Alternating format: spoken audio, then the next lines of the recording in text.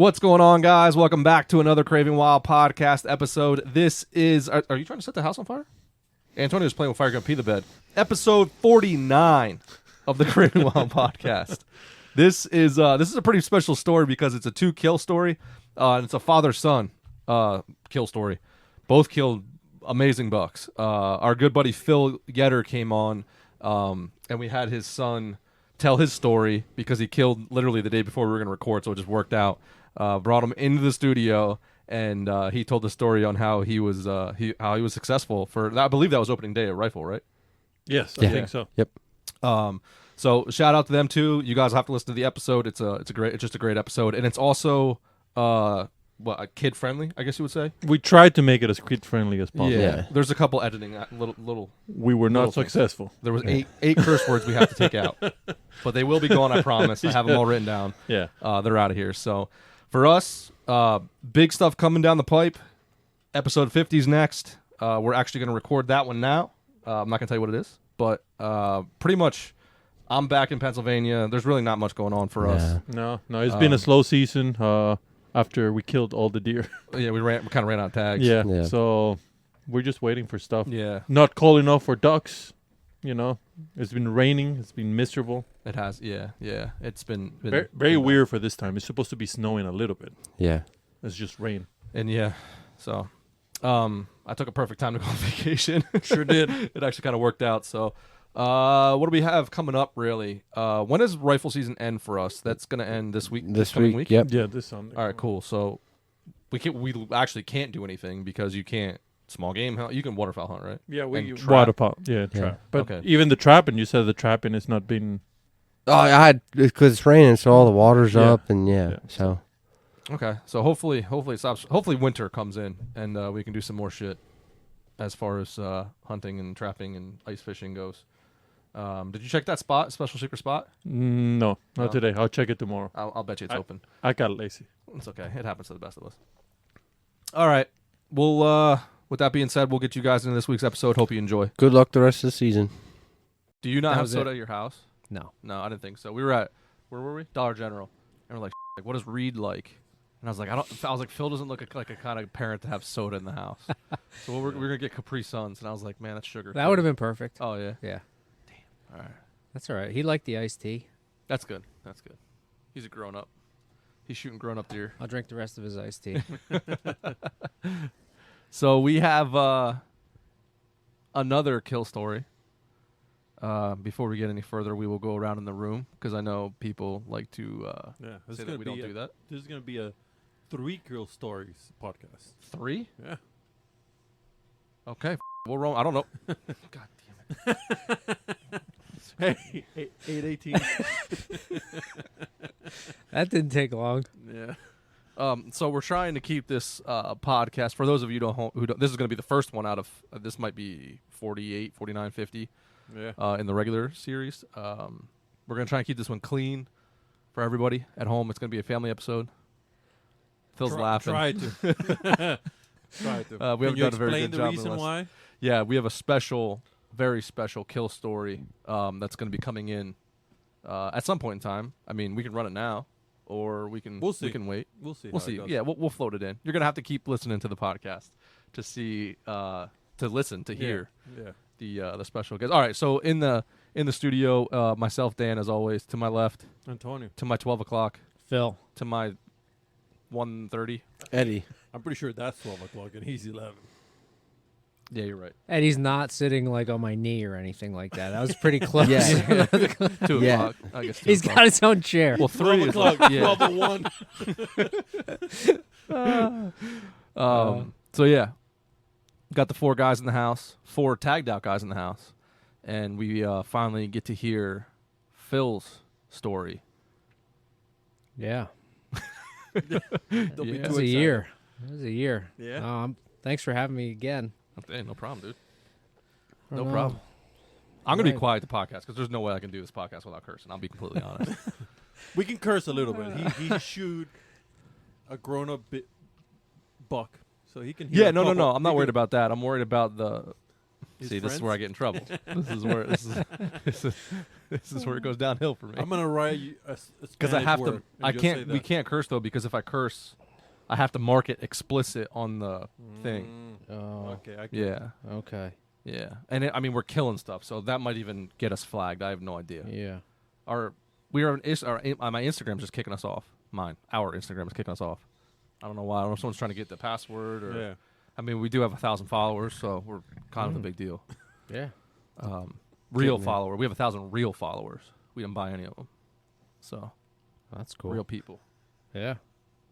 So yeah. Anyway, Real friends. real friends. Well, some of them. Yeah. Some of them. Some of them probably haters. Well, I know at least one hater. Or two or three. So what'd you do, Phil? Punched my buck tag in archery season this year. How many years in a row have you? It's been a pretty good streak. I was thinking about this the other day. I feel like it's been 3 years that I've Okay. shot. I feel like it's longer than that. Nah. Maybe I'm thinking gun and bow. No, I haven't shot one with a gun since 2017. That was your really nice one, right? That was a nice 8-point. Yep, yeah. yep, yep. And then I feel like I did miss a year in there somewhere, but 2019. If anything, you're probably helping the boys if you missed Yeah. out. Yeah. I feel like I've shot 3 bucks.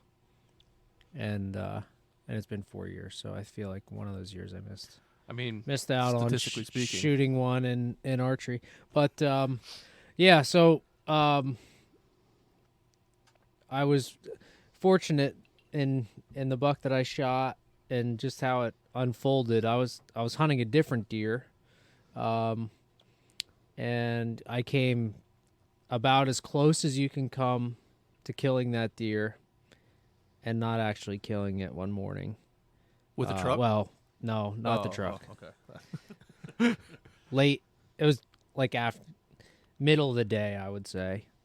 It wasn't morning. I was there since morning, but so yeah, so anyway, I was monitoring trail cameras like we all do all fall.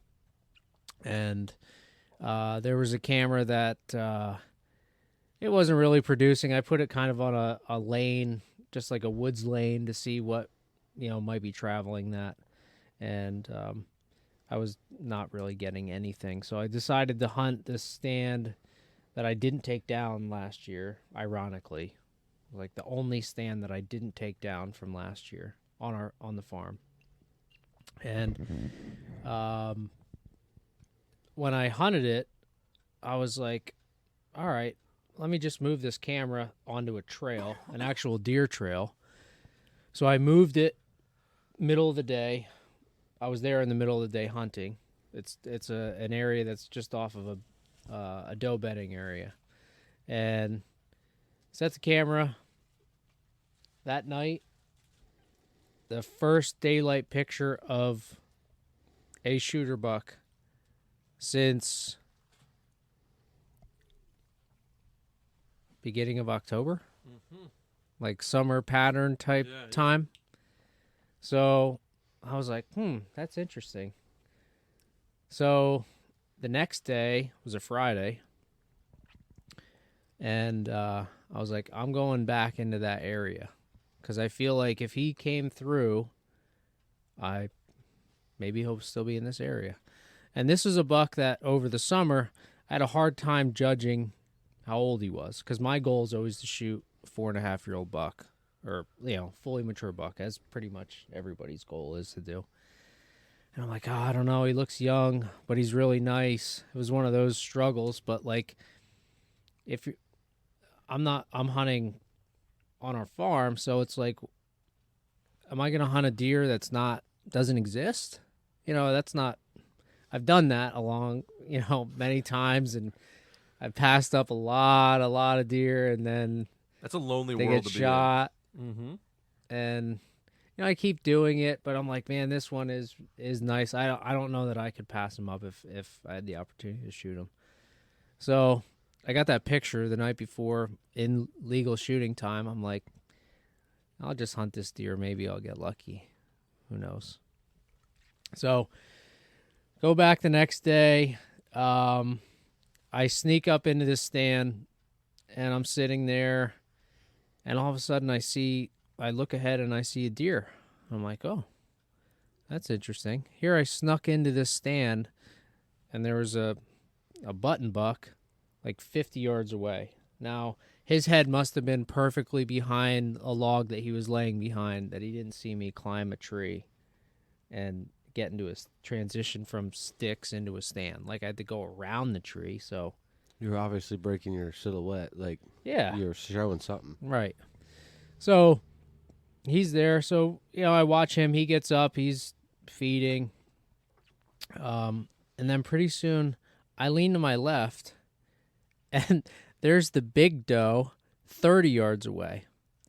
Her head was perfectly behind this giant pine tree that was 10 yards in front of me, and she never saw me get in the tree. I have no idea. Shit. 30 yards. Like, I could have shot her. If I would have leaned hard around the tree, I could have shot her in her bed there. So I was like, man, this is a good omen. Yeah. Super. The wind's good. They're not picking me up. Ninja style. Yeah, I think it made me feel. I had a good feeling. Yeah. Good feeling. So this was in the morning or no, this is afternoon. Okay, afternoon. Okay. So I'm there, and then deer started moving. I saw a couple more. I don't know where they came from. A deer ran somewhere. This button buck and doe, they got up and they were kind of feeding, so I kind of wasn't really worried about them anymore at this point. And maybe about 80 yards away or so, I hear deer kind of run and move fast, and I look over and I see a couple does move through the binoculars up. I'm like, there he is. I couldn't believe it. So where he is at this point is 80, 90 yards from where I got a picture of him the night before. So he must have, after the fact, I'm thinking, all right, so what's the takeaway on this? Like, do you get a daylight picture of a deer and then you hunt that area and then you get a chance to kill him the next day? Like, that never works. So that it's got to be something more than that. So, like, I think one of my takeaways from it was I got a daylight picture of him going to an area where I know there's a doe group that always hangs out. There's a chance that if he finds a doe, I guess he's going to hang out with them for a day, 2 days, whatever it is. So I guess not for the future, like, if I get a daylight picture of a buck heading towards an area where in daylight, there's a chance that I'll see him. I mean, it is the right time of year too, though, so I always overanalyze everything. What was the date of this? The 10th, November 10th. November 10th, okay. Yeah, so deer are moving around in daylight a lot, obviously. Yeah. Bucks that are normally nocturnal are moving around in daylight, so maybe that's not really that crazy of a thought, but no, I think there's a theory there. It's definitely something to hold on to, because I believe one will come in there, he's going to hang out and double check before he moves on, because he wants to be the first one to get to her. Yeah, if one's starting to smell. Correct. So I think he'll hang out. Mm-hmm. Okay, I'm going to double check. Just make sure. Take that one last swing. Yeah. And then this is not worth my time. I'm going to move on to the next one, because they're just not receptive to me in any way, shape, or form. Like, you could have waited one more day. Say you couldn't have hunted that Friday. Saturday, he might not have been there. Right. I wonder how long. That's a good point. Like, in advance, the bucks know when them does are going to come in the full estrus. Like, is it 48 hours out? Is it? I don't know. They seem to know somehow. Well, I think it's going to depend on your density of does. I'm saying like a particular specific doe. Like, how long can that buck predetermine based off of and is it like, can they sense ovulation? Like, how does that? Well, I think I do. I think That's a big word. So I don't know if that's a correct word for that animal, but it might not. I don't know. But I think like anything else, you start seeing lone does, and I think a buck's gonna pick up on the fact that yeah, okay, she's by herself. It's more almost of a eye grabber type deal. It's you're gonna run over there, check her out quick, and more than likely, since she's by herself, she's gonna be in. Yeah, it's kind of a one of those. Yeah, I definitely agree with that and see that. I was thinking, I'm like coming more from if a buck, like you're talking, this buck's going into a group, like a group of does. Can he be like, "Bep, bep, bep, bep, bep. All right, nope, nobody's going to be coming in here shortly. I'm going on to the next group. I think that's what they do. Yeah, and like what's that? They come to it. Well, I was told with my buck, a guy told me that deer came into that area the same time every year. So that would tell me there's a doe in there that he knows. Yeah, 100%. And I think it's a time thing. It's he was repetitive on that. He knew it, Yeah, and it's like how many times. So, in this situation, how many times did that buck go over to that area where he was headed, and I just never got him on a trail camera. Very true. You know what I'm saying? Yeah, like the only reason I went back there is because I had a daylight picture of a buck that I thought that I would shoot. 190 incher. Oh no, with the Pennsylvania multiplier, probably 170, 180. Okay. I forgot about the multiplier factor. Yep, that's a good multiplier. Yeah, 1.23 is for anybody I thought listening. It was 1.32. No, I don't. I think I fine tuned it a little bit. I think 1.23 is more realistic. Okay. Yeah. All right. So. Yeah. Anyways. Yeah. so forget where I left off there. The coming in and checking. Oh yeah. So he's 80, 90 yards. I saw him through the binoculars. I'm like, okay, he's there with these does. So one of the times I hunted in that area, again was like I was trying to. I have some stands that I set up like when I get out of work, I can drive to and sneak in and hopefully not mess anything up and just hunt for 45 minutes if I can do it, if I don't have anything else going on. So I don't really go into the guts of the area, but I can maybe be effective or maybe get lucky. You hunt the edges, yeah. Yeah. So one time when I hunted there, does used this particular deer trail that I was now set up on. And I thought, all right, when I saw those does on the night when I was hunting, when I shot this buck, I thought, well, maybe they'll come out and come past because they came from the same spot that I had seen them 2 weeks earlier or whatever. So they did, and obviously, like, they came into the corner, the top edge of a grown-up field, and you all right? Might be. He was just trying so hard to be quiet. So he kind of came out and just pushed them, like kind of like when a buck comes out and all the deer that he's pushing kind of like scatter, like 3 went up, 1 took off across this grown-up field, like full sprint across the whole thing. Maybe some others just stood there. I don't know. I couldn't see them all. And he just starts out and he's walking across this grown-up field. Didn't take the trail that I was hoping he would take. That would have been either 10 yards or 17 yards. That would have been nice. So he's walking out across the field and he's getting below me and downwind, but I had a sneaky suspicion that the thermals weren't quite dropping at that point, that the wind was, they were still kind of coming up just with the time of the day. It was kind of like really borderline. But anyway, he gets below me, so I hit him with a grunt, and Antonio's favorite thing. Yes, it is. And I had no reaction on the first grunt. Oh, shocking. So You guys suck. I grunted louder the second time, and that made that made him He's getting goosebumps. whip his head around. Oh, yeah. And he stopped and he's looking up. And so I'm uphill from where he is. He's out in this overgrown field. and he's probably 40 yards from the edge of the field, and I'm another 30 yards into the woods from the edge of the field.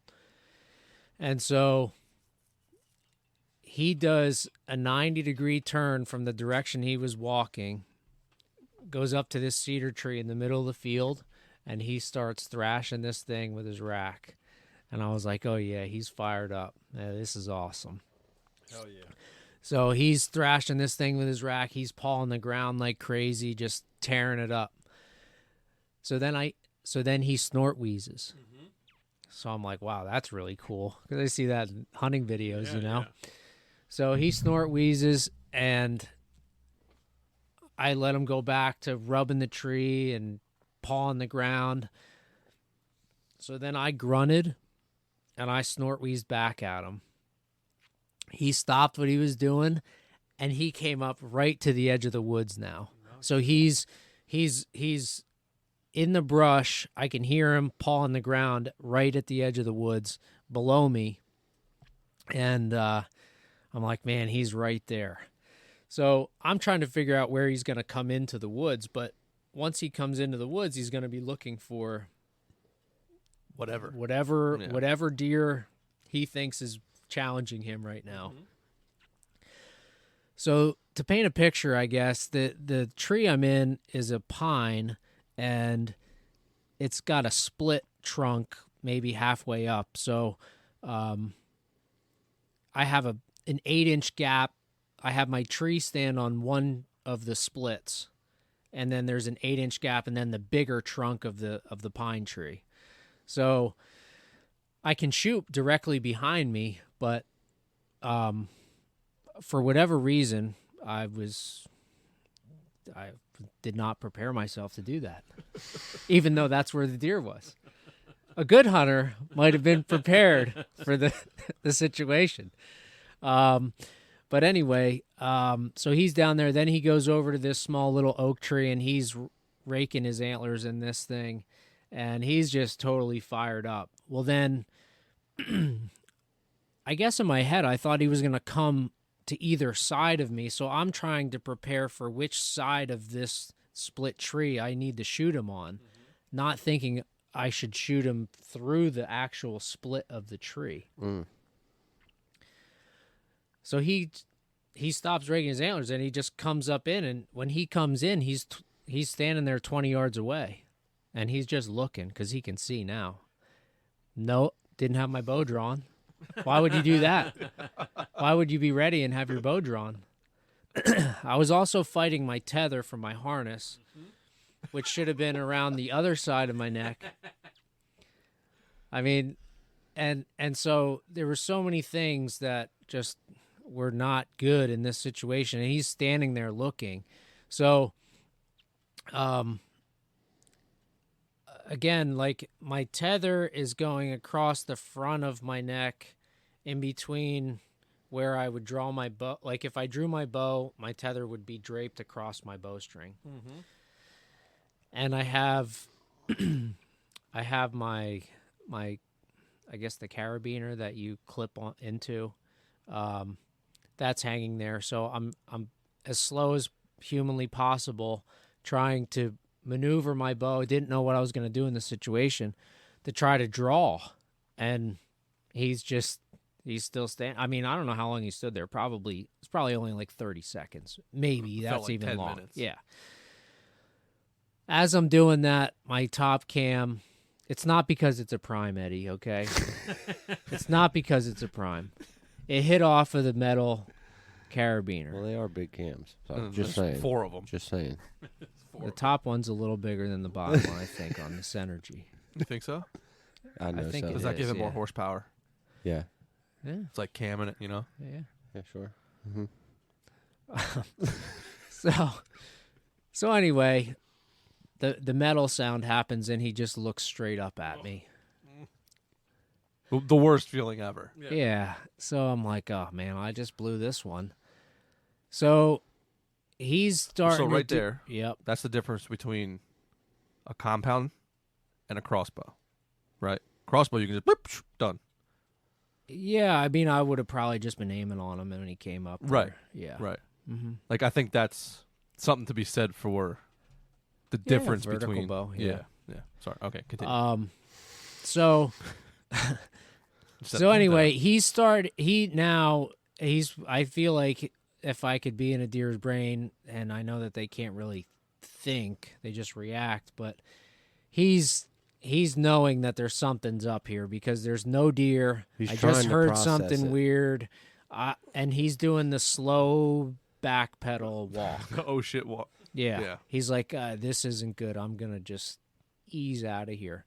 So as he's doing that, again, don't know what I'm thinking. I try to draw my bow, which then he takes, I don't know if he saw me or whatever, probably not, or didn't know what I was or whatever. I mean, again, he's looking through an 8-inch gap in a tree, and that's probably all he could have seen. Was caught there some something kind in of there. motion? So he takes 2 leaps. He's back out in the corner of this field. I'm assuming he's moving on to the doe that ran across the field or somewhere else in the direction he was headed. So I texted Kyle. I'm like, well, just messed that one up.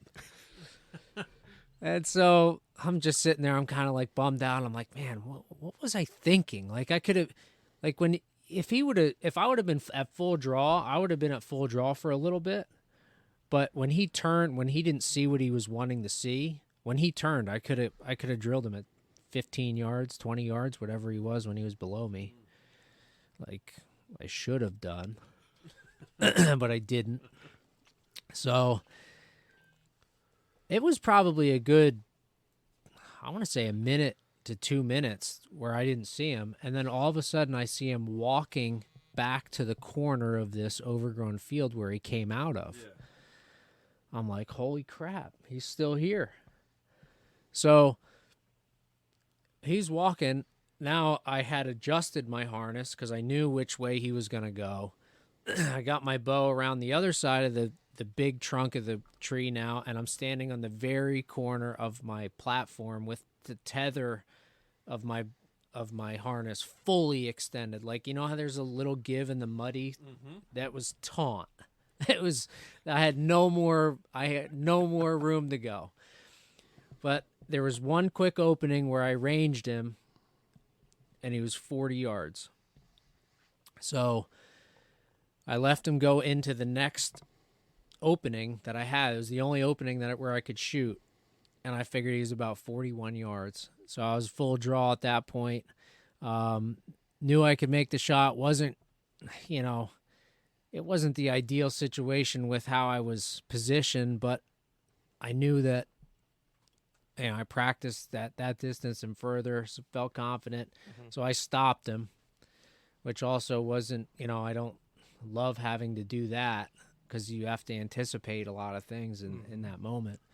But I put my 40 on his heart level, assuming that if he was going to duck the string, that he would duck down and I'd hit lungs, I'd be good. I shoot. I can tell that my shot is back. It looked like it was about 6 inches back, but center mass. And he takes 2 leaps and stops. And he's standing there. And I'm like, Deja vu, buddy. Yep. I don't know if I can hear your. You can hear me? I can't hear his mic in my ears. Really? Yeah. All right. Go Maybe ahead. I can. Continue Maybe I going. can. Keep going. So he's just standing there. His tail's flickering. He probably stood there for 5 to 10 minutes. And then, so I'm going through the shot in my head. I had a lighted knock, he could have been slightly quartering away. I'm like, well, he's still standing there, and this is going on 5, 6, 7 minutes. And then he lays down. So I'm like, okay, that's a good sign. So then I was like, started texting buddies, started texting you guys. And now at this point, there were some other deer that started coming out from the wood side, headed down towards the field. Obviously, I wasn't really too concerned about them. I kept looking at him every once in a while. I made another phone call quietly. And then when the does went out into the field, it was basically dark at this time. Put my binoculars up, I could see he was standing back up. How far is this, did you say? So shot him at 41. He probably went 30 to 40, and to where he was So we're standing. sub 100 yards. Yeah. But again, he's below me. I'm in the woods, so I'm like, I was like, I can back out of here. I don't have to go through that field. I don't have to bump him. I don't have to do anything. So, he's standing back up, and then I see him bed back down. So I thought it was a really good sign when he didn't chase the does or go after the does or whatever. I knew he was hit hard. So, climbed down, back out. I knew I got out of there quiet. I had to take my older son to a flag football game that night. A makeup game. This was on a Friday. His game was at 8:00, and this all happened at 4:45-ish. I mean, it didn't get dark then until like 5:30 probably. Yeah, about that time. Yeah. Yeah. So anyway, it was a long game. It was a long game. But I texted Eddie, texted Dan. I somehow don't have your number, Antonio. That's okay. So We could have cried together because the same shit Yeah. happened to me. So my plan was to go after this buck after the game because that would have been, roughly 4 hours ish, something like that. And so Dan comes over, another buddy Paul comes over, and we head out. And in the excitement of heading out, I was like, I need my bow. Why would I need it? It's dark. So anyway, we get up to the deer. We could see that its head was down, but it was still alive. So we backed out and came back, and he was dead later. Yeah, time. It's all It time. was time. Fucking stressful, Yep. man. Yeah. It's all time. If we would have just waited another hour, if that, Yeah, Yeah. it would have been he would have been different. done. Yeah. So it's I was glad we waited as long as we did. When we looked at the arrow, we found the arrow. It was clearly liver blood on the arrow. I know they can live a long time on liver, and I'm sure it hit some guts, but there was no gut matter on the arrow. So Even when you gutted them, there wasn't. no. So I don't know if it was straight liver hit. I don't think I hit any lungs. I guess maybe the offside back one in the bottom because the shot came out a little lower. And I think Dan, you made a good point because I thought my hit was mid-mass. And you said that I actually, obviously what you see is the lighted knock. You're looking at the back end of the arrow, but if you're shooting downhill, Yeah, the front of the arrow is much lower. I never really thought about Especially that until at you said the that. distance that you're shooting too. Right, and at 40 yards plus downhill. So it entered heart height, but it exited lower on that offside. So I don't know if I was in diaphragm or not. I don't think so. I think it was just You behind. might have just missed her or just called her Yeah. just Yeah, a little you were- bit. Right on that line. Yeah, and shooting ram cap broadheads, which I thought performed very well in that situation. I mean, he was hit hard from the start and didn't want to go anywhere. He didn't feel good at all right from the beginning. And that's shot play. I mean, I'm Now, not is that- saying that's a it's because of mechanical? ram cap broadheads. No, Oh, it's a fixed. It's a The fixed. fixed side. Okay. Yeah. Obviously it's shot placement, but yeah. So he's 130-inch 10-point. I'm gonna send a tooth to deer age to get him aged. I gotta get mine out still. It's 8:49. Everybody's sleeping who's listening to this podcast right now. They're like, oh man, this guy's story's taking forever. No, it's a good story because it's got good details. But I just so it was cool. So the history that I had with it was I got a bunch of trail camera photos in the summer. I think I had seen it a couple times, like out feeding in a farm field. But then I didn't get any pictures of it. I'm not running a lot of trail cameras, maybe 4-ish in that area. No trail camera pictures from like the mid-October-ish time frame until that night that day when I moved that camera and then got him that night and then shot him the next night. Oh shit. Now, question: do you think that could have been a food change for you? Like, do you think he left for a feed change and came back? Maybe. That time of year, I don't know. I don't know what your area is. I could have there. I could have just been missing him on the trail cameras. I had some on on that woods lane. I had some on scrapes.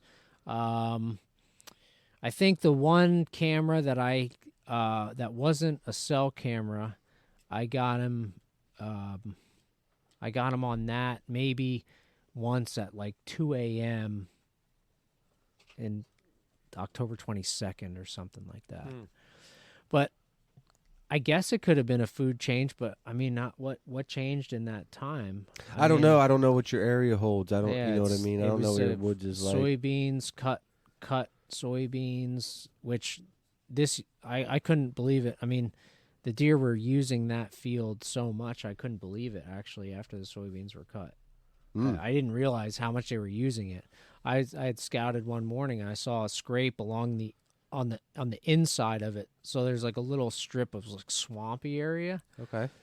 And there was a scrape that was tore up. I mean, I smelled it before I even saw the scrape. Really? And so then I hung a camera on that, and it was obvious that does were using the soybean field to feed at night. And I mean, it was all nighttime activity of bucks using it. But I think one night in late October or so, I got maybe 7 or 8 different bucks that cruised and used that scrape. Yeah. Okay. So, yeah, I mean, I don't know. I don't know why he would have left, came back. I mean, maybe he checked out another area. Maybe he got his butt whooped by another buck and, Yeah, I mean, and there's left. so many. Yeah. You Could can't have just have, been a roamer. Yeah. Yeah, Them it's hard post-game to interviews, say. man. I mean, You gotta have 'em. but so he, from where I shot him though, it was kind of not crazy far from where I thought he could have been bedding.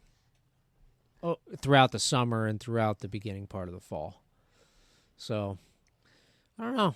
I mean, What age do you guesstimate this deer at? Because that could factor into it too. You know? I think there's a chance he's 3.5, but honestly, I wouldn't even be surprised if he was only 2.5. Okay. And just had insane genetics, which, you know, I mean, the body size on that deer is. it was. I thought it was small, but Yeah, I mean, look at Tiny. Tiny was tiny. No, I agree that you can't always go off of that, but I would say it looks like a younger deer. Yeah. You know. Yep. He's leggy. That's the only reason I say Yeah. that. He's leggy. Yeah. Yeah, and that's why I thought, man, this deer might only be 2.5, and I was like, I should pass him up. And then I'm like, Somebody else is gonna shoot him. I know, and I don't even like to have that mentality though, but it's happened to me literally. More than you'd like. Yeah, a lot, Yeah. like a lot. So, I think maybe if you had like 1,000 acres. well, that's the thing too. Yeah. Going back to like, I love to shoot deer, and I like to hunt deer, and I like to be successful. So, like, what kind of goals do you set? Do you set goals where it's like, there's no deer around right now that I can hunt and be successful at shooting? Mm-hmm. So then do you what do you do? Drop you- your quote unquote standards, or Yeah, you I mean know? the age. So to me, if I knew a buck was 4.5 years old, rack size, that wouldn't really play a huge factor if I knew for a fact from trail camera pictures or whatever that was an older deer. an older deer. That the other deer that I was hunting, the earlier part of the season, and I wouldn't say I gave up on that deer. I didn't, because I saw him and I was hunting him and I was almost successful on him.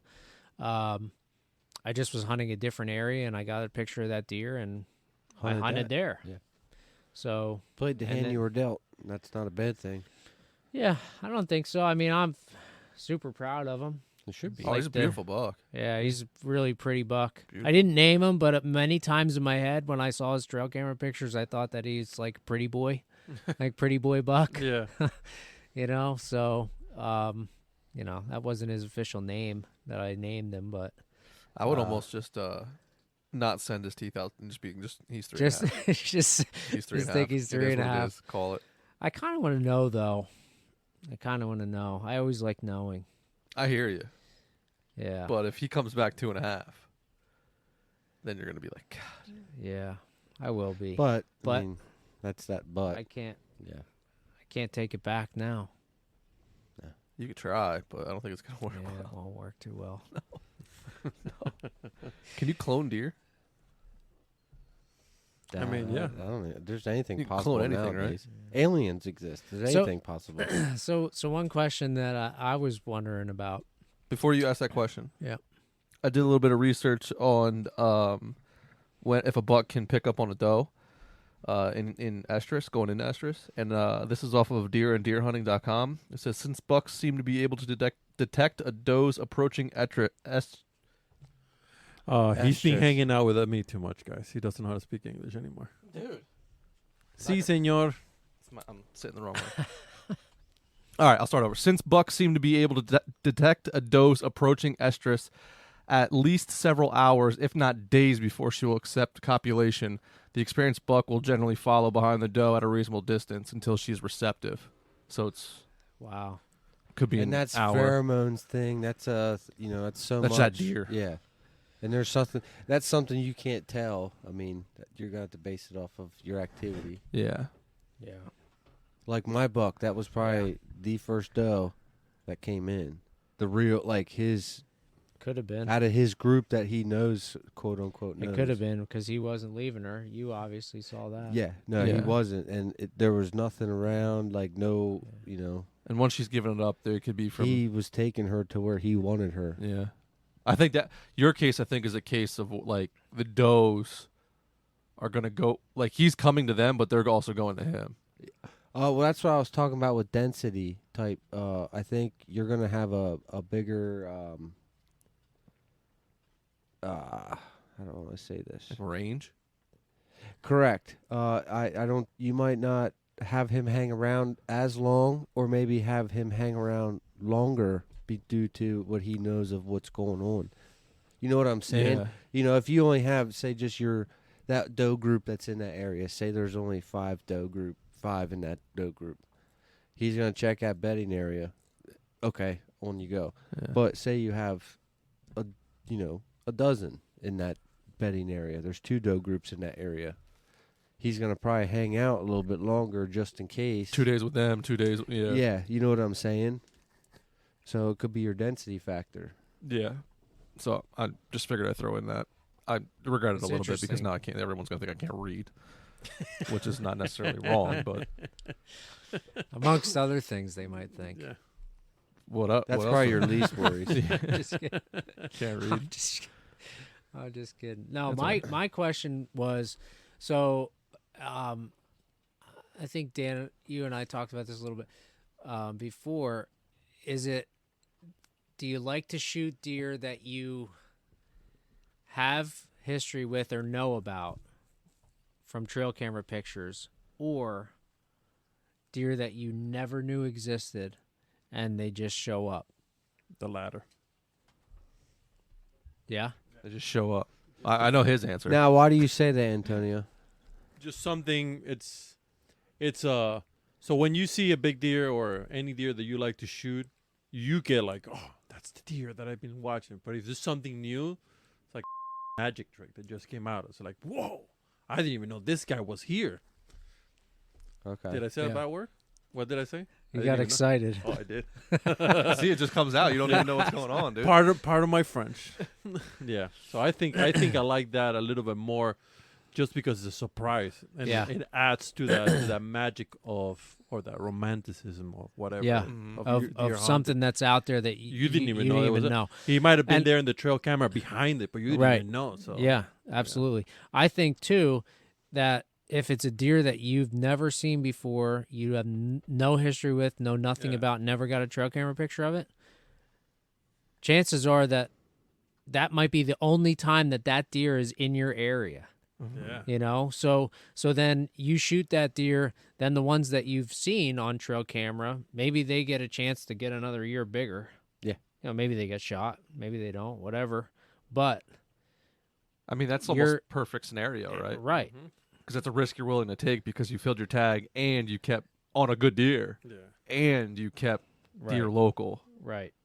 Something that you know hangs out or you've had some history with, or But where does some that knowledge of. transition go from, shooting whatever decent deer comes that you don't know about? Well, because I've never shot a versus- deer that I had on camera that I knew I had on camera, I should say.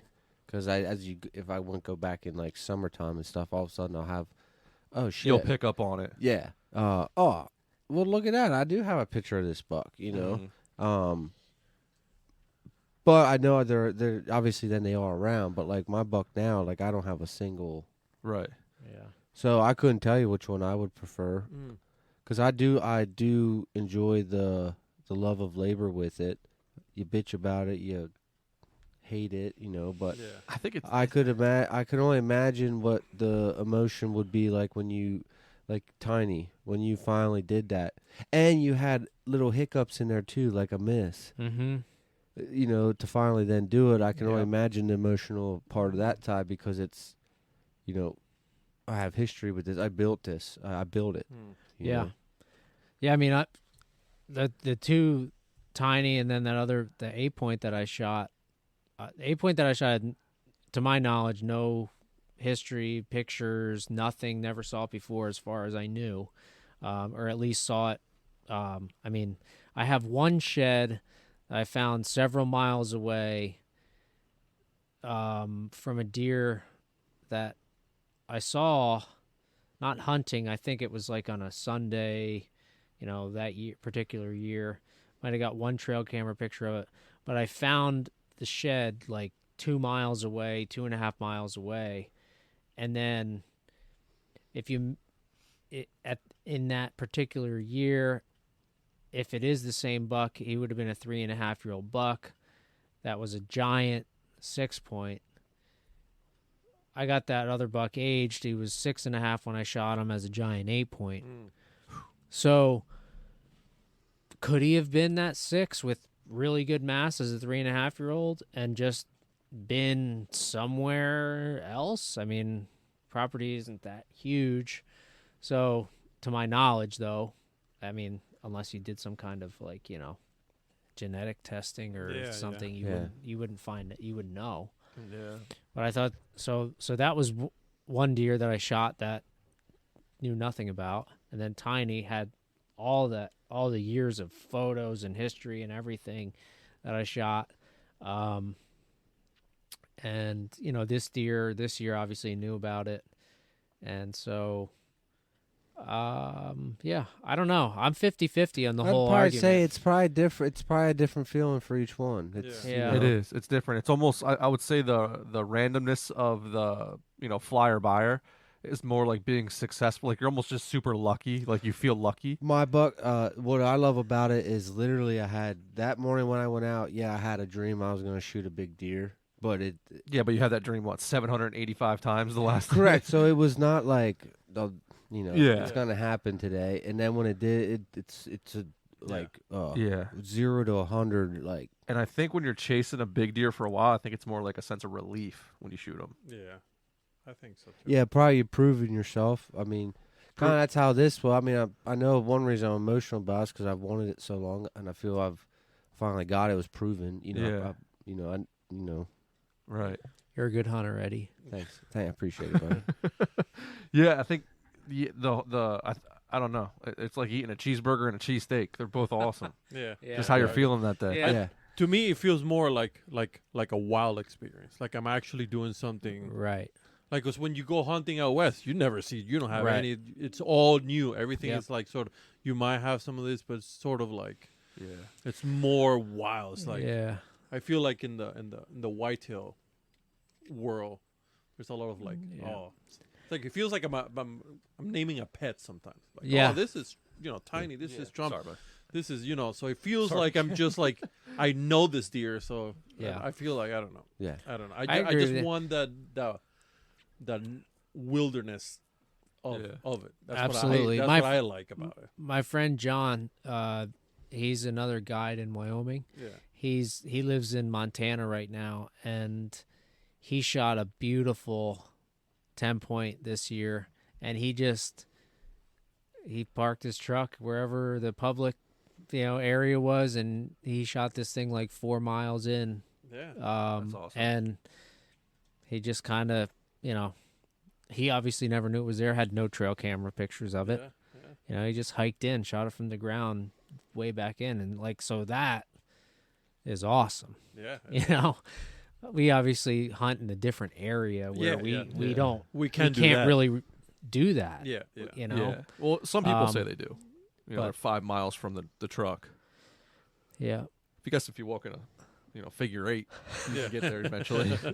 There's some big woods around that I'm sure you can get a few miles back in, but It's flat if it is. Yeah. yeah. You ever asked So- that question to Bart and Kyle? I would What's like that? the same deal with the The I think surprise deer versus the deer they have on camera. I would love to poll people It would be a good question to ask them. because they're big public land guys, right? Yeah. So I would love to know, see if there's any kind of. I want that because I don't have that. Like you being a private land guy, Phil. I almost kind of like the passerby. Like that's probably more or less going to happen in public. Like it's harder to have that year after year after year on public. Well, I was just gonna say, like when you're guiding and stuff, like they're out there, they're watching. They're doing their scouting. Do they all of a sudden all just like? Can you see when a guide's like, that guy wasn't here last week? Like with a bull or a.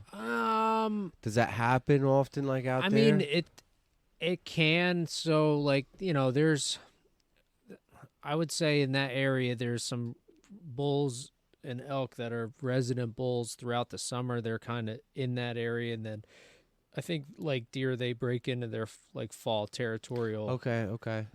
Like ranges, and we've seen an archery season where there's there's a bull hanging out in this area. He'd probably be there for a little bit. Whether we kill him or not in archery season is a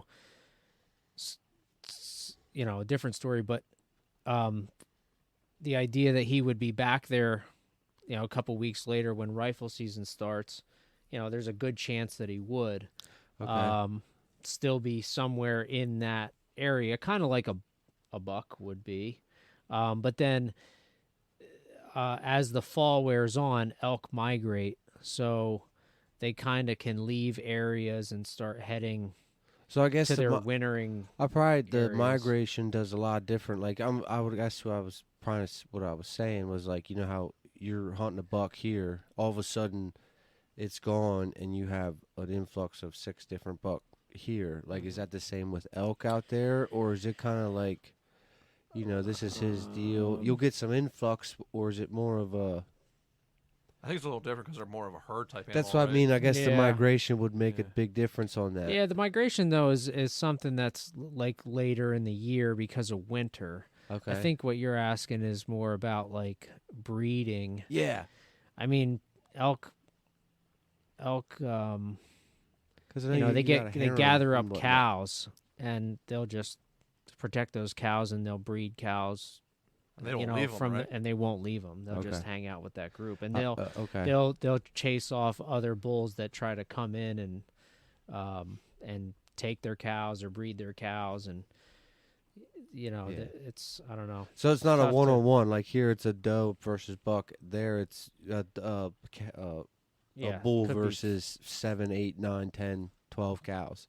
40 cows. Yeah, it Yeah, depends. but yeah. Yep. Okay. It's kind of right.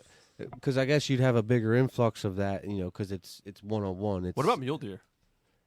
I don't know that much about mule deer, to be honest with you. Oh, yeah.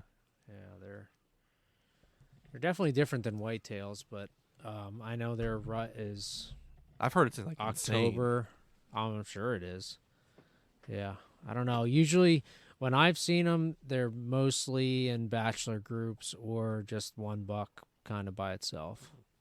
Okay. So, but that's earlier in the season, so that's like September, early October. I think the later you get in October, November, The more. they're So, with dude. does, they're pushing does. Yeah. Big, mature mule deer that are rutted out, they look like Oh yeah. 300, like brawl. Like they're Oh yeah, it's awesome. they're just Yeah. massive. Yeah. Yeah. That's good question though. Yeah.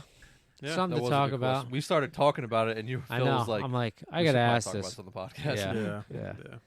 I don't know. That is a To good me, it feels like I want more wild stuff. I want. Yeah. question. I feel like sometimes when you hunt in white deer, you like concentrate on it. It feels like It's too systematic. it's like you give a name. Mm-hmm. You're trying He's to hunting fucking here, he's going Yeah, here, that's yeah. so. Yeah, Kyle's been really encouraging me to hunt on public land more. I'm gonna make an effort to do that next year for Yeah. sure. And then just Wanna come to New York leave, with us? leave. What's that? Want to come to New York with us? Maybe. With the gun. Well, We I go don't know, camp? Maybe. We go camp. It's like a backcountry. But- Yeah. It sounds fun. It is fun. Usually go like 2 or Dude, 3 if we days. could get a group Yeah. of like 4 or 5 guys to do that, that would be a lot of fun. Yeah, Yeah. I don't know. I mean, and then we could just like yeah, all out of camp. Yeah. That'd be fun. yeah. We don't have to camp so far from the car either. If we're not, I think what if we we're could- not in shape. I'm pointing at me and Dan here. What are you talking about? Yeah, he's fucking in shape. Dude, I'm gonna be Usain Bolt by next year. You said the same shit. Are you Why gonna, are every you year gonna now? dunk? Yeah. Are you gonna dunk? Duck? Dunk. Dunk. Oreos. I know you can dunk. No, I know you can dunk Oreos too. A basketball. Could I now? No, I know you can't now, Oh. but you I could. could. I could. So you got to Yeah. get back in shape where you can dunk again. So is that the challenge? Yeah. But I could Yeah. I could dunk I'll a lot challenge you. quicker than getting in shape to climb a mountain. Okay. Guarantee Well, it. I mean, Because I'm probably not that far from dunking now. It's just Really? Yeah, probably not. okay. Well, I would just if I could jump 20 pounds, I could probably do it. Or drop 20 pounds, I could probably do it. It's like, how do Okay. you fucking Hold jump on. 20 hold on. Hold on. You got to drop 20 pounds in order to be able to dunk. If I drop 20 pounds, I probably could. Yeah. So how is that any different than getting in shape for hunting? Because if you drop 20 pounds, you're going to be super good shape for hunting. No, I can fluctuate weight pretty quick. Really? Yeah, I can drop 20 pounds in 2 weeks. Wow. I dropped And 20 pounds, dunk. I'd be dead. Yeah. Yeah, I can swing 20 pounds Really? in a week. Pretty. Yeah. Wow. Yeah. That's Big a lot. guys. Like 10 pounds. Big guys. 10 in a week. 10. Yeah. I can swing 10 pounds like no problem. Mhm. If I just eat clean, like stop eating at Wawa and all that stuff for 2 weeks, 3 weeks, I'll drop 15 pounds easy, and that's not even doing any working out. Hmm. Yeah, and if I just pair that with some body squats just to get my knees back like lubricated, like Antonio said, I wish we had grease certs so we could just like like That's pump what I need some- for my knees. Grease too. fittings in your Yeah. knee. That's what I Yeah. need for my knees, bro. I was walking Wow. down that mountain in New York, and I was just like, "Holy, my knees are rusted as shit." There. Oh, hey, 9:13. I said like 3 words there within like. Yeah. It's fun, man. No, that sounds. I would love to do that if I can afford the time to do it. So Yeah. I mean, so it's the week of bear So here. So I think my goal, and you go back to your question about the deer with asking Kyle and Bart that question about the deer where they know or don't know. They have, I feel like those guys rarely ever don't see what's going on in the public piece of land that they're in. Like I feel like they get pictures of of a very good cross section or whatever population, whatever you want to call it, of the deer that they are looking to hunt, or else they wouldn't hunt there if they didn't get a picture of a deer that they thought was worthwhile to hunt. Mm-hmm. So I would be interested to see, though, what their answer is to that question. Yeah. But no, he's just been saying, you should check out public land, hunt public land places like until your spots like on our farm are hot, which I definitely get. It takes a lot of time to find those spots, scout them, get to them, to hunt them. Like, I'm literally hunting little 45-minute sections after work. Like, I'm going to have to take time to drive and take time off. And I guess I'd be putting more stock into one of those hunts than I do into many multiple afternoon sits after work, which probably at the end of the day does more harm than good, as far as putting, as much as you hunt the fringes, you're still having some pressure put on deer, whether you're leaving scent behind or whether you're blowing wind into an area where deer are, which I try to never do, and that's why I stress a lot in the fall about where I'm going to go. Oh, the wind's not good for this. Can I get in here? If the wind switches and you're already in the stand, will you get out and leave? I feel like I'm never in a stand long enough for that to happen. Like, usually a wind switch will happen midday, so like thermals will kick in and they'll start going up the ridge, where if I'm on, there's one spot in the farm where it's a south facing spot and the deer don't really start moving till the sun hits that forest floor, and the thermals start kicking up, and I usually try to hunt that on a wind where it's coming out over the ridge, so I'm in some kind of an area where the thermals are coming up and the prevailing wind's coming over, and that if I throw out milkweed pods, it just they float up. They don't, I don't know where they go. I mean, I'm sure it goes somewhere. A deer could smell it, but it's not like it's boom, all going to that one spot, Right. So, in that case, sometimes if there's not much of a prevailing wind, and the thermals are pulling my scent up the ridge, then I'm like, all right, I got to get out of here. But I've never had it happen where it was like, it messed me up really. So I think as I get older, I care less about the wind. Yeah. Well, some of that might be knowledge on your area too. What you can get away with. Very and true. Very true. You've tested it, and I still saw deer, even though I, sneezed all over myself, or I dropped something. Do you know the story about with Emily? No idea what you're talking about. No. Oh, so then no would be the answer. No idea what you're talking about. So Emily, in an unknown location, I'll tell you after the show, just decided I'm going to go out hunting today on public land. Walks out into public land, finds a swamp, finds a rub line, decides I'm going to hunt right here, and has a deer, and there's a wall of deer behind us. I brought her in here. I was like, point at the deer that you think is the most, close to the one. And she said, yep, that one. She had a coughing fit 15, 20 minutes later. This buck came through the swamp, essentially, through all the thicket, and just popped his head looking straight at her at like 25 yards. He thought that she was a deer coughing? Good possibility. You had sent me a video about deer hearing a couple weeks ago. Yeah, the decibel. Yeah. I had this discussion with him again. And I knew that because I had read an article one time about like wind and what it can carry and what it can, and and then Delaware we were talking how like I had that sneezing fit, and again it's area and stuff like that. But I do think you can get away with a lot more than we tend to think we can. Yeah.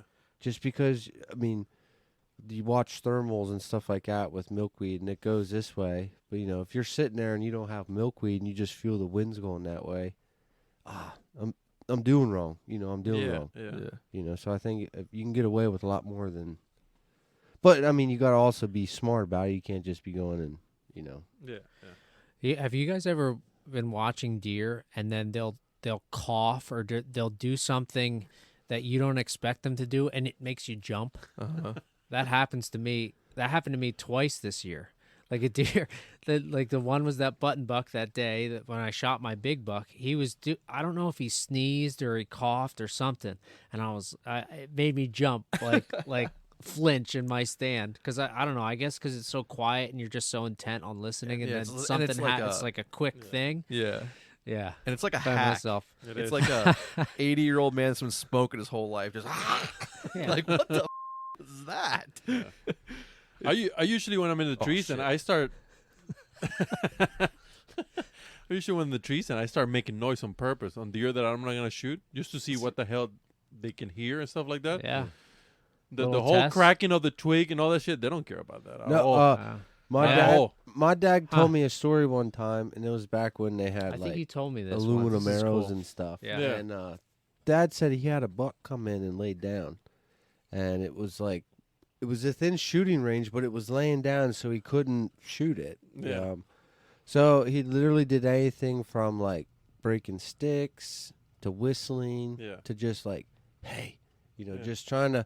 And he said the only thing that made that deer stand up and it made it come out of its skin was he took his metal arrow, and tapped it against his riser. Yeah. Metal. Literally just tapped it. Yeah. He said that deer got up out of its skin and gone. I believe it. But he literally whistled, snapped his fingers, yeah. broke sticks. Is the metal on metal seems to be the Yeah, because it's Yeah, out of the. yeah. It's not the. Yep. It's out of It's the not realm. natural. Yeah. Yeah. They probably hear sticks break All all the the time. time. Oh, you know. trees falling down, Yeah. squirrels. squirrels. Yeah, Uh, I saw this video on Instagram of this guy. He's saying it was just him pointing at a doe that was bedding right in front of her trees, and he's like, "Deer are so elusive, and you have to be careful when you hunt them because they're so aware of the surrounding." He's throwing cups at them, and they're just looking like, "What the hell was that?" It's just hilarious. All right, I think it's time for a pee break real quick. In the meantime, the pee break, enjoy this kill story that we have a special guest for you. Oh, sweet. All right, so speaking of special guests, we have, I feel honored that this gentleman is joining us in the studio. Oh yeah. He was successful yesterday, right? Or this morning? Correct. Yesterday. I mean, when he goes out, the deer know where he's at all times. Well, some of them don't. Some Some of them don't know where he's at. we're working on getting him some sponsorships for next year. Fanta Orange is the first Yeah. one. This is hopefully anybody listening doesn't have any private property pieces next to him because he's going to kill all your deer. That's a guarantee. If you can't tell by the chuckle, we have Phil's son in here, Reid. And Reid, what'd you do what'd you do yesterday? So once we What'd you do yesterday? went hunting. Yeah. And what'd you do? I shot an 8-pointer. Nice. And if you're listening, probably bigger than the one you shot this year. All right, continue. So what season is it for you? Like what were you hunting with? 243 rifle. Oh shit. Nice. Okay. I didn't think he was gonna throw out a caliber. That's 243 is a good round, I think, for Yeah. young lad. How old are no you? recoil. 10. 10. Very good. Man, all the 50-year-olds that are just getting showed up by a 10-year-old, I absolutely love it. Like everybody that at where we ate today, Oh yeah. just moaning about no Dude, we deer. went to eat a hamburger today, and there was a bunch of old timers there complaining. How like, oh, I didn't go out today. It was a little too windy for me, or too close to the houses. Too close to the deer were too close to the houses. Okay. All right, let's get back into to Reid's story. So yesterday was opening day of rifle, right? Yeah. So, kind of just tell the story. So going into the night before, did you sleep? Were you able to sleep at all? I mean, it took me a little while to fall asleep because I was thinking about it a lot. But I mean, I eventually fell asleep. Were you thinking like what? Did you have a goal going into it, or you were just trying to shoot a buck? Were you just trying to shoot a doe? Like what were you? I was trying to shoot an 8-pointer. An 8-pointer? Yeah. Were you trying to shoot a bigger one than your dad? Yeah. Yeah, I don't blame you. We'll all get there one day. Yeah. Yeah, so the next morning I got Reid up Mhm. and his stomach wasn't feeling well. Oh. So I think he Nerves? might much have been Fanta? some of that, but something that could have been too much Fanta. We don't know. But he didn't want to go, so Dad was kind of bummed about that. I was probably more hyped up than he was. And but he recouped, he slept in a little bit, he Yep. recouped, and he decided he wanted to go in the afternoon. So Mhm. Yep. Smart move. Yeah, glad you went, huh? Yeah.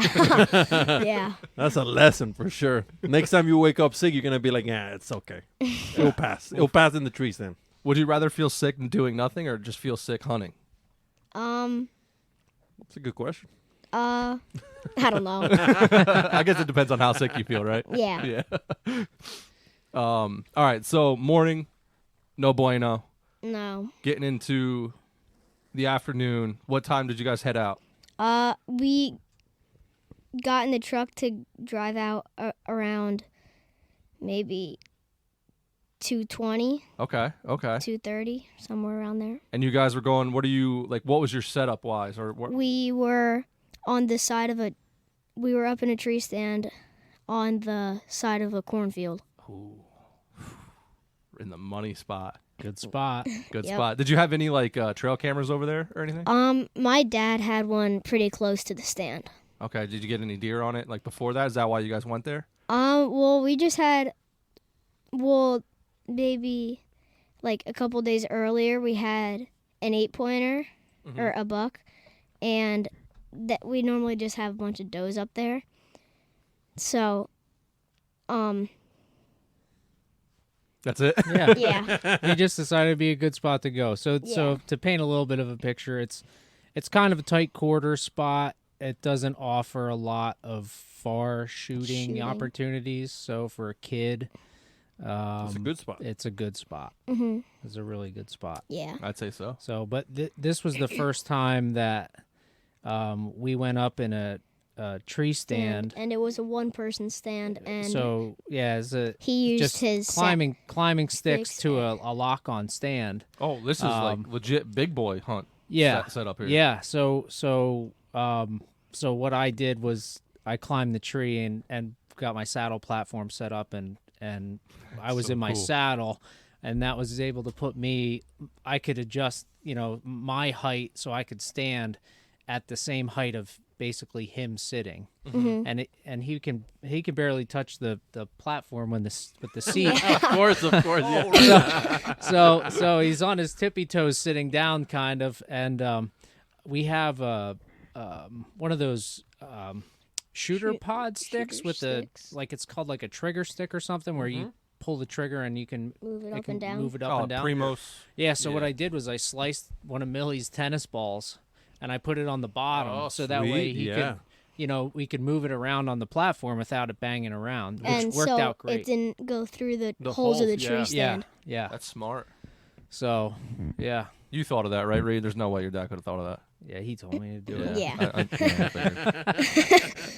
So then we got up there and we got set up, right? Yeah. And By the time we got up there, it was about 2:45, maybe. yeah, Around there. maybe 2:45 or so, a little after What's it dark here now? Like 5:30? 5 o'clock. No, Yeah, 5 o'clock. What am I 4:30 thinking? is sunset. 4:30, Yeah, 5 o'clock. 4:30 is sunset. 5:15. Okay, maybe. so you guys are getting in there right in the money time. Yeah. Yeah, Money time. we didn't really want to be any later, Mm-mm. but it ended up being Just how it worked, perfect. right? Yeah. Yeah. How long were you guys set up before? No more than 10 minutes. No. That's awesome. What? So I would call that perfect timing. Yeah. Yes. Yeah. Why waste the day? Yeah, he had to have been up in the cornfield when we snuck in, because unless he was coming to the cornfield, because Right. he was pretty close. I think we would have Spooked saw him. him or heard him. I'm Yeah. surprised we didn't spook him. Yeah. Yeah.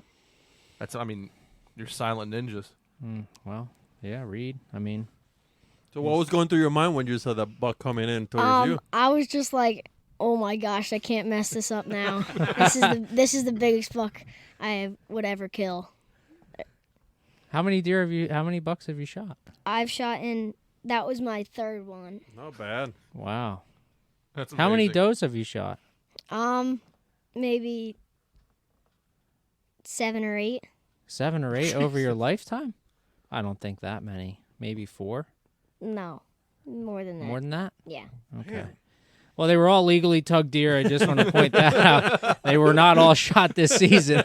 Okay. So in the past, over the Yeah. lifetime of the young buck Reid's here. been hunting since he's been about 7, I think. So, yeah, I don't know, but 7 or 8 sounds a little high to me, buddy. But I know that you've done pretty well. That's good. He shot a doe on opening night of archery season this year. So you're tagged out. Yeah. And last season, I shot one on opening night in the same exact spot. Not bad. That's Are you tagged awesome. out? No, No. I have doe tags Oh, okay. and a bear tag. Yeah, I have a bear tag not- too. Oh, Not yeah, really. we don't really. Not care. really. Yeah. My hopes are kind of low on that one. Yeah, every year. Yeah. So that's We had good. a really good hunt that day on the archery opener because we hunted Yeah. from the ground, no blind. Just Nope. put the crossbow in one of those, I don't know, like a shooter pod thing. Mhm. Got tucked into some logs, and we were fortunate that a doe came in real close. Good for you guys, bad for Yeah. her. Yeah. Yeah, Yeah. that's good. And you hit her good too, right? He You smoked did. her. He really Yeah. did. I'm trying to remember. You guys, you sent me so many dead pictures, Reid. I can't even remember what ones Yeah. we're talking about. Yeah, that's awesome. So you got the shakes after you shot him? Yeah. Yeah, real bad? Yeah. Yeah. That's good, man. I was pumped for the next.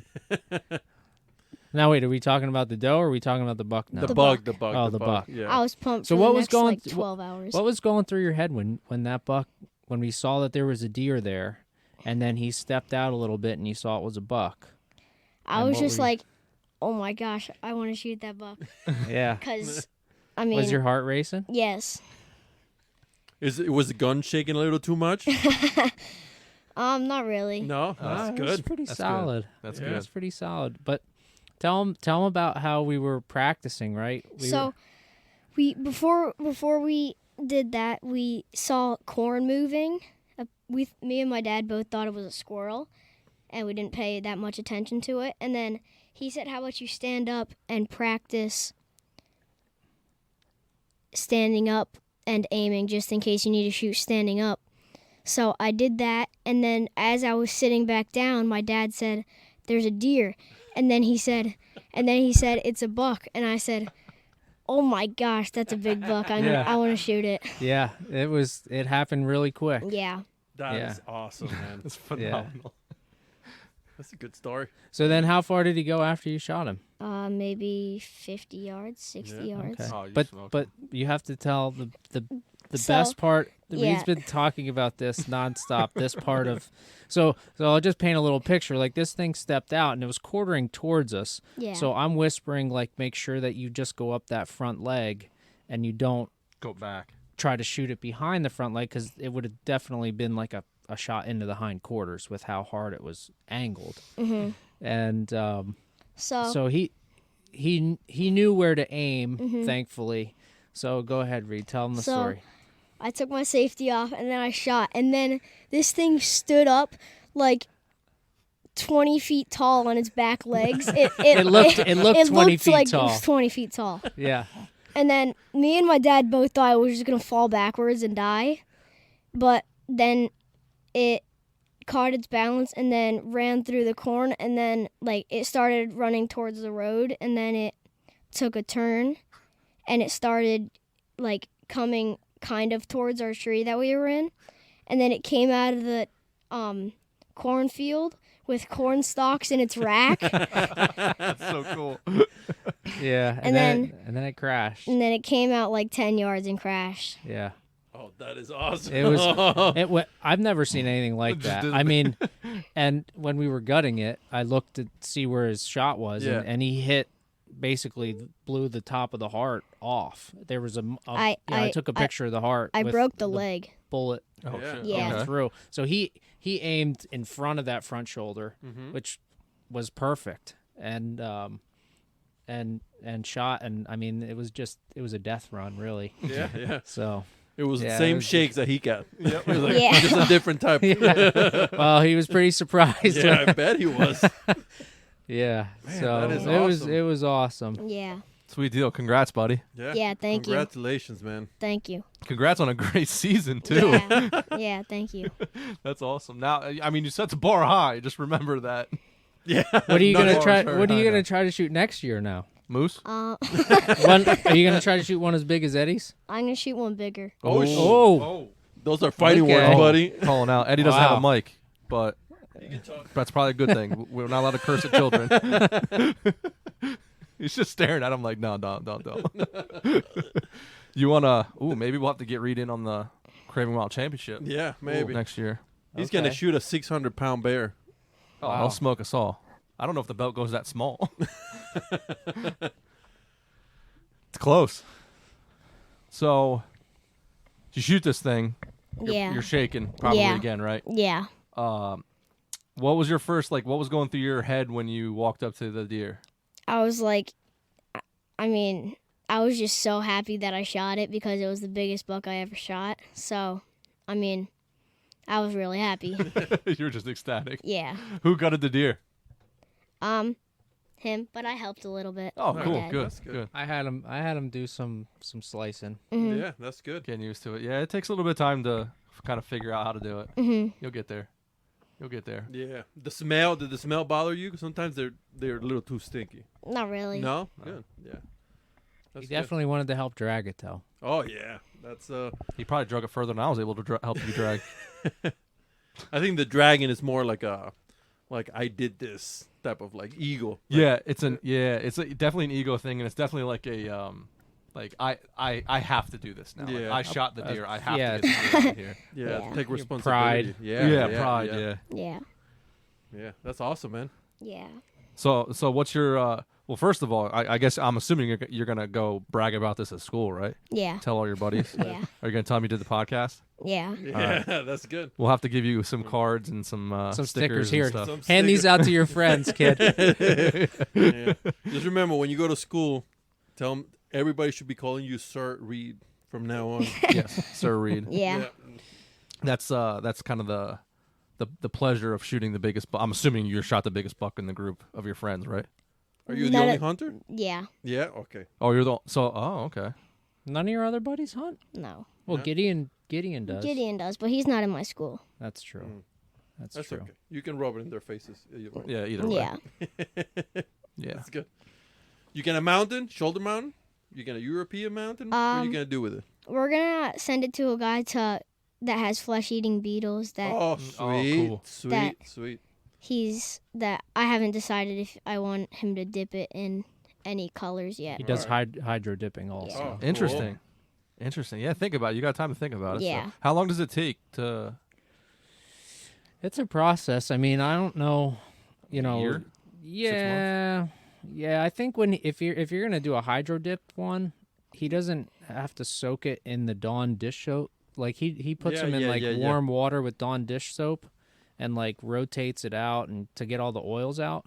Mhm. But when he's going to dip it, I think he soaks it for a while, but then he can take it out of that earlier cuz he sprays a base Mm-hmm. paint color on before he dips it. Mm-hmm. So Interesting. it'll still take probably a year though. Yeah. Because I took mine to the guy. I've been taking him to him for the last few that I've gotten. So, and he hydro dips them and Sweet. yeah. Yeah. That's awesome. So So you're still pumped? Yeah. How long did it take you to go to sleep that night? I mean, I was really tired, You were so whooped. his adrenaline wore off. Yeah. His adrenaline wore off after we got done skinning it, and Done. he was kind of hungry and tired and wanted Yeah. to get going. So, yeah. I helped skinned it though. You sure did. That's Good. right. That's right. What's your favorite part of the deer to eat? Um, Well, how do you like to eat it? I like the heart. Yeah. Yeah. Fry? Wow. Yeah. I have squirrel hearts. You want to try some squirrel hearts? I have some too. Yeah, he tried one the other day. He did not like it, No, not good. No. Now you got me nervous. but it tastes just like a deer heart. So, are you sure deer heart's your favorite? I Yeah. mean, we have fried it up and it's tasted good. So You gotta do tacos. I thought you were gonna say steak, No. like backstrap. Yeah, we gotta do tacos this year. Okay. deer heart tacos. Yeah. Oh, deer heart tacos. Yeah. Okay. Yeah. That's never what- made them. Tom did. Really? Yeah. What do you do? Chop it up, fry it, and put it in taco. Yeah, I think so. Okay. It's pretty good. It's good. Well, we'll have to try that. Yeah. With taco seasoning? You can do whatever. Taco seasoning, steak seasoning, whatever you want to do. Fajita seasoning. Nice. It's good. That's awesome. All right, man. What's so? Are you doing any kind of hunting for the rest of the year? Any trapping? Any hunting? Any fishing? Any? I'm probably gonna do like a little bit of ice fishing, maybe. My God. Yes, sir. We might have to take him out. We have a Oh, spot. he would love it. Yeah. I mean, and only if you're willing to catch trout like this big through the ice. Only. Yeah. He's like, okay. He'll be all right with that. Yeah. I mean, the only thing I've caught so far was a bluegill, but I mean, I've caught a big trout before. Oh. I don't know about as big as what Dan's showing, though. No, probably not. Well, maybe. I mean, he's already shot probably pretty much tied my record for deer. 7 does. I don't even know what I'm looking at here. Gonna do some ice fishing, then I guess do some turkey hunting in the spring. Yeah, and I might go out bear hunting maybe a couple times. Oh, yeah. Well, you better get to it because the season ends next Saturday.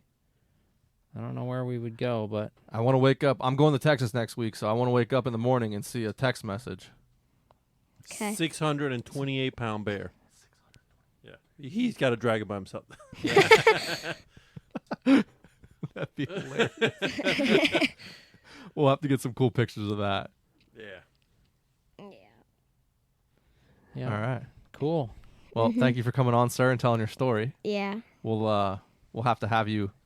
We'll have to have you come on Yeah. next year. Thanks for letting me do it. Absolutely, man. Absolutely. As soon as we saw you shot that buck, we were like, oh, we gotta get him on that. Yeah. Do you have a goal for next year now? I don't know. Probably now anything bigger than an 8. Whew. How's that make you feel, Phil? Yeah. No pressure. Come on, Dad. Put more trail cameras, Dad. He already has like 13.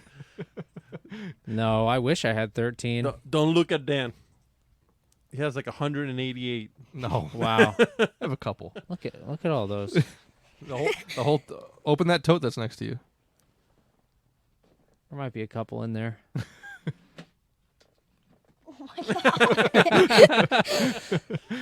And that's just Just a little of them. How many do you just a have out in the portion. woods right now? probably only like 12 or 15. I think total I have like 60 something Jeez. like that. Oh my god. That's what, $6,000 worth of trail cameras? No, a lot of them are Tascos. So let's not be. A lot of them are Sorry, Tascos. that's $5,876,000. I'm trying to find a picture to show you what we're catching through the ice. I'm super excited about ice fishing this year. So, well, you're off to go celebrate with your buddy. Yeah. Right? What are you guys gonna do? I don't know. Drink a bunch of Fanta and He is. play basketball? We both play this game Hunter Call of the Wild together. Is it like a hunting game? Yeah. Really? Yeah. What's it on? I play. We both have Xbox, Okay. so So that's where I went wrong. I'm a PlayStation guy. That's why I don't shoot big deer. I think you might be able to get on PC too. Oh, okay. So what's it called? It's called Call of the Wild? Hunter Call of the Wild. Hunter Call of the Wild. Interesting. Does anybody else in the room know? He ever like? No. Interesting. Yeah. Huh. Yeah, Alright. it's really realistic. Really? Yeah. Huh. There's a whole bunch of different guns. Interesting. So what do? You just like level up eventually? Like you kill stuff and level up? Yeah, you get money from it. You can buy different guns, buy different ammo, buy tree stands, Oh shit. This is like real life. buy Almost like real life. like a whole bunch of different hunting supplies. Hell yeah, dude. All right. Well, to the next time, Reid. Thanks Yeah. again, and Yeah. we'll let's Yeah. get you guys back into Thanks the. for having me. Absolutely, buddy.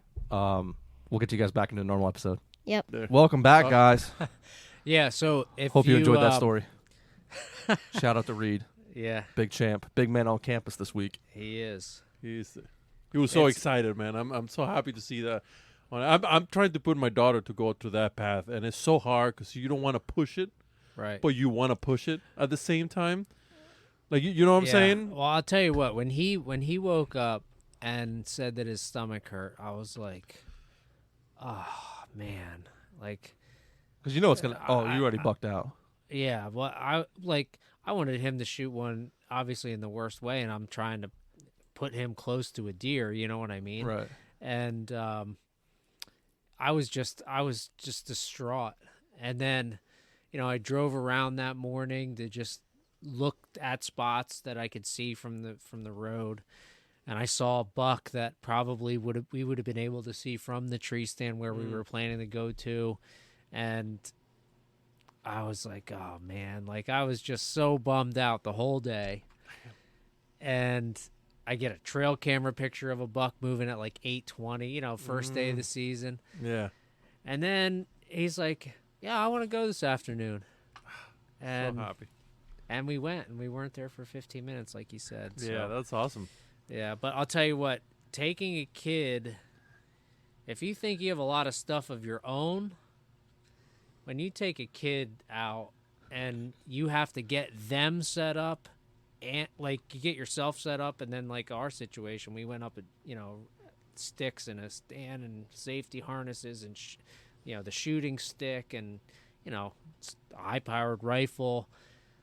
Like, it's just a lot. And then the deer comes in. It's a lot going on. Like a man. circus. It's like, it's a lot. Yeah. But, I mean, it all worked out, and Yeah, it's been it's fun. happy. It's been But fun taking him. Big dad moment there for you too. Yeah.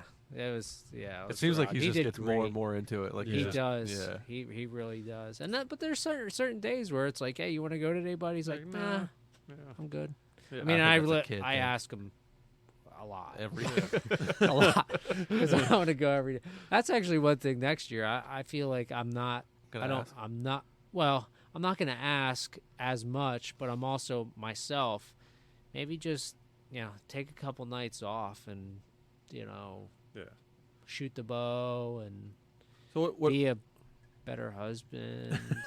it works. that kind of stuff. That sort of That thing. Yeah, life but stuff you're you supposed got, to do. like, Right. You know, there's So what you 7 do to more start him on in hunting? Did you just He brought him I- to the store I used to work at, and I gave him gummy bears, and that's how he got into it. yeah. one day Yeah. you can kill one of these but black? Yeah. Yeah, I don't know. I mean, I guess just being around it. But I would take him when he was even too young to shoot a bow or Yeah. shoot a gun or not shoot a bow, shoot a crossbow, and just take him with me to experience seeing deer or hearing turkeys or Yeah. whatever it is. And What age was that? I started taking him when he was really young, probably 5 or 6. All right. And- I'm in the right path. Yeah, and So- and I took my other son too, Philip, and he doesn't, he's not. He went one night this year with the crossbow, but he just isn't Isn't into it. he's yeah. like not as into it. baseball. He's into sports. He's big Yeah. into sports and Yeah, stuff. So all right. That's yeah, cool. Well, my daughter's 6 now, okay, and this year I show her a lot of dead animals. Last year I was like, I'm not showing her because I want to keep that innocence on her. I want Yeah. her to be a child right, for a long time. Yep. Because that's a point in everybody's life that it goes real fast, and then you're an adult for the rest of your life. God damn it. But so she loves fishing. I've been taking her fishing since she was 3 yeah, and loves fishing. So I take her fishing all the time. And this year I got her into smallmouth, and she was just having a blast. So I'm trying to figure out. I asked all these parents that they have kids that hunt, like, what do you do first? Like, where do you take them? Because I want to push it on her, but I don't want to push it on her. I don't know if Yes. that makes any Yeah, sense. 100 it does make sense. I think so. Attention span is a big factor. Big- So not and weather Yeah. like conditions. So comfortable weather, not real long sits. Yeah. Um, Yeah. some kind of other entertainment, like Yeah. you know, A phone. Or phone. something. Yeah. As much as you want to, as much as you hate to say, I Yeah. want your kid to play on a phone. That's a good time to have them do it because it passes the time, and then you can be paying attention to what's going on. Right.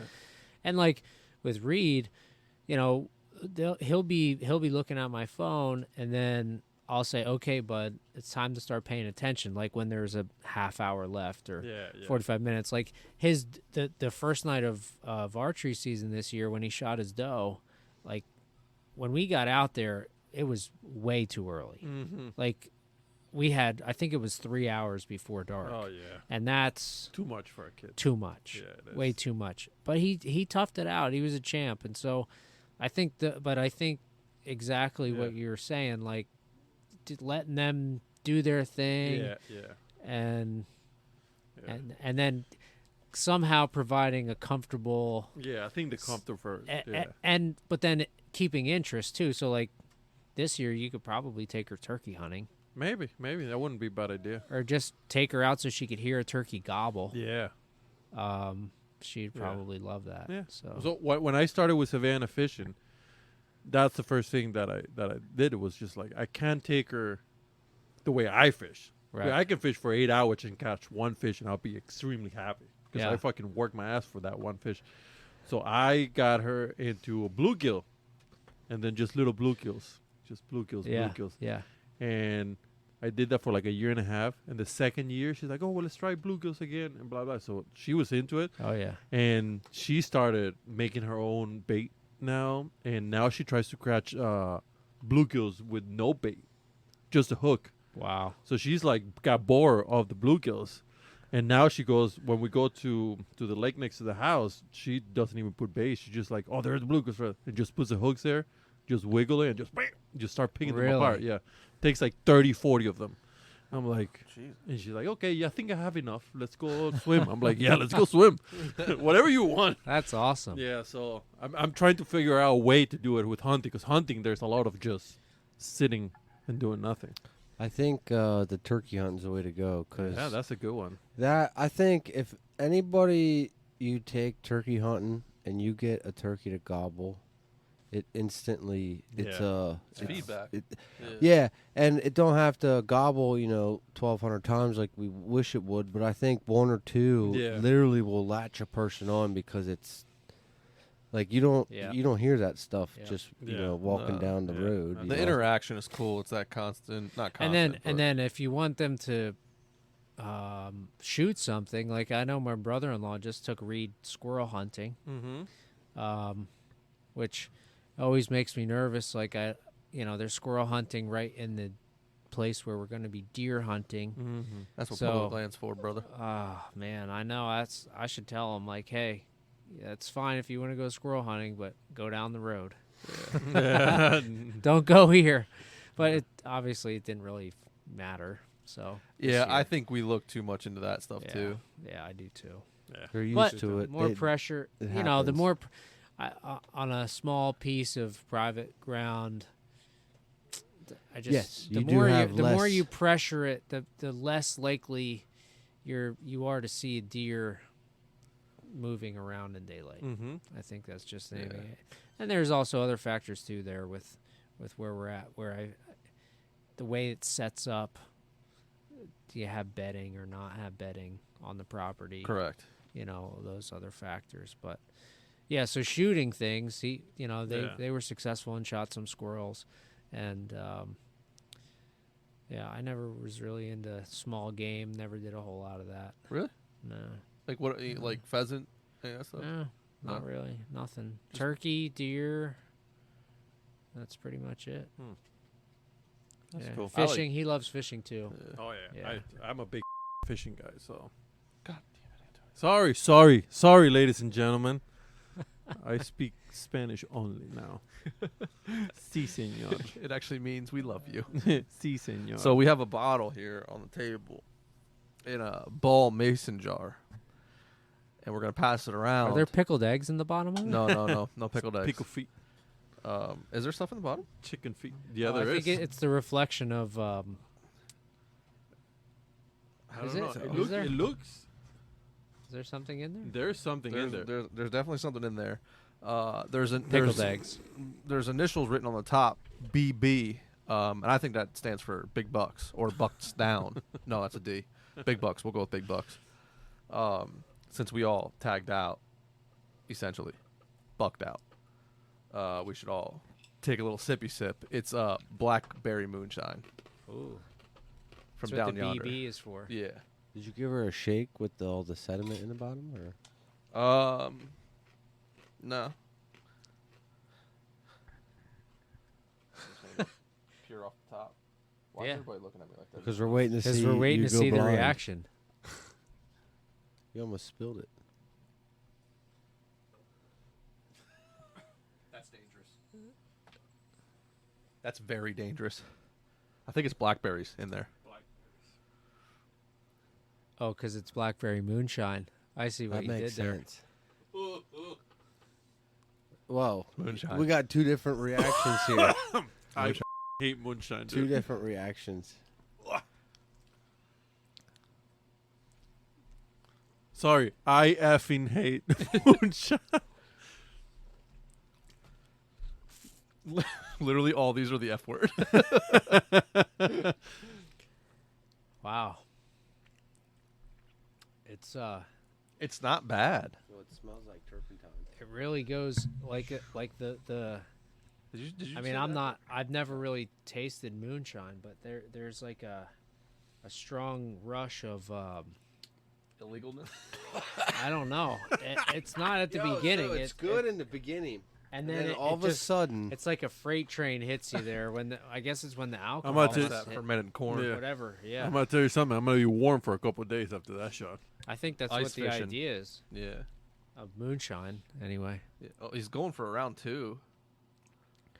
wow.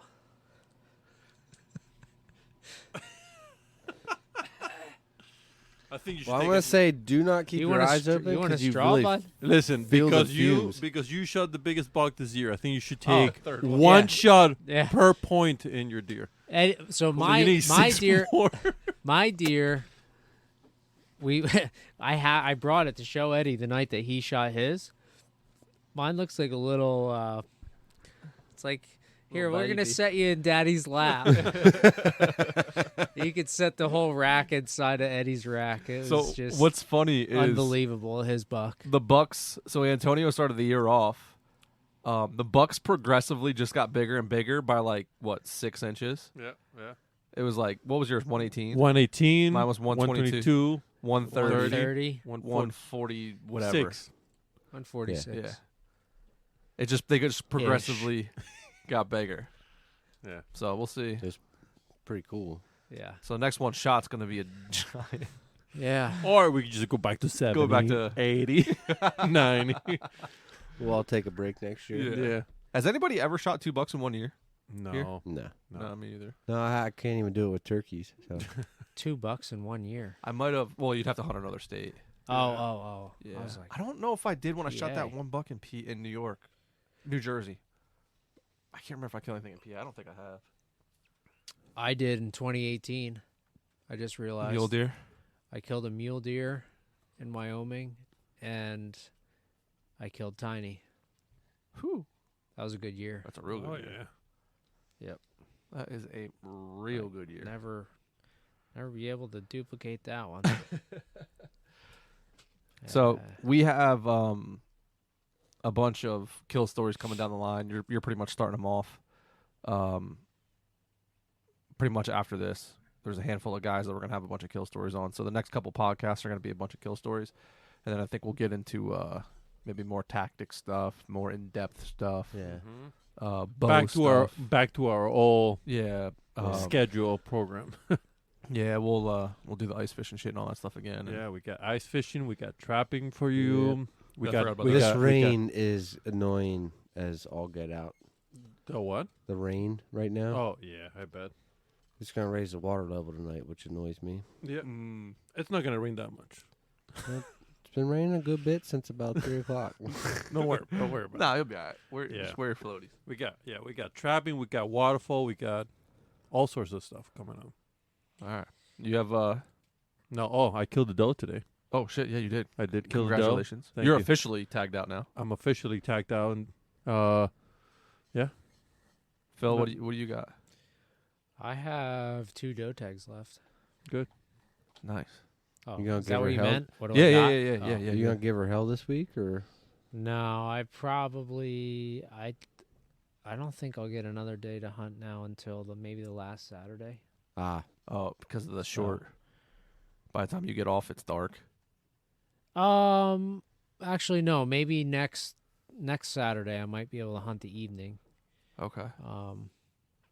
But I don't know. We'll see. I don't know. I maybe save one for the late season. Mm-hmm. Try to shoot one with the bow. That's always fun. Yeah. I really want to shoot one with a recurve too. That's, I have to get time to practice with that. But that would be a goal of mine. Yeah. Rusty gave me I think it was his great uncle's Fred Bear recurve from like 1960s. And I have it. I have a new string and everything on it, and I've shot it several times, but I just never committed to practicing extensively. And I would love to That'd do be cool. that. And That would be a lot of. That'd be really cool. shoot a deer with that.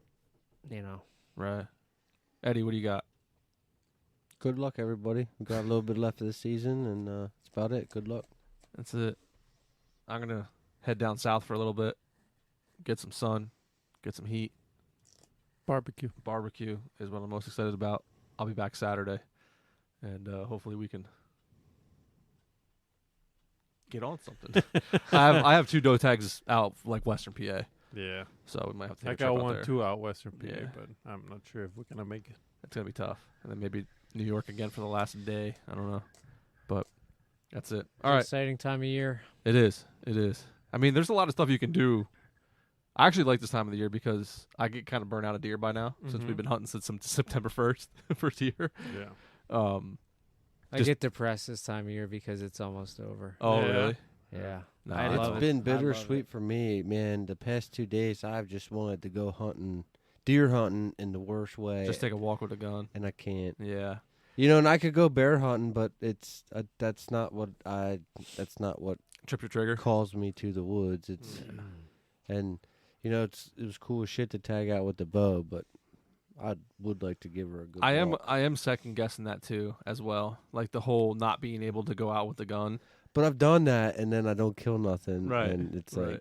like, Yeah, but it's but still you know fun. what? No, Yeah, 100%. That's why I always keep one Yeah. for rifle. Yeah. Like no matter, because I like shooting the rifle, so I'm always a bit like I Yeah. don't care. I was just I'll go telling with the rifle. Dan, was that Saturday you called me? Probably. Yeah. My dad had texted me and a buddy in a group message Saturday morning, and he said, "Good luck to all the guys that didn't rush through their season."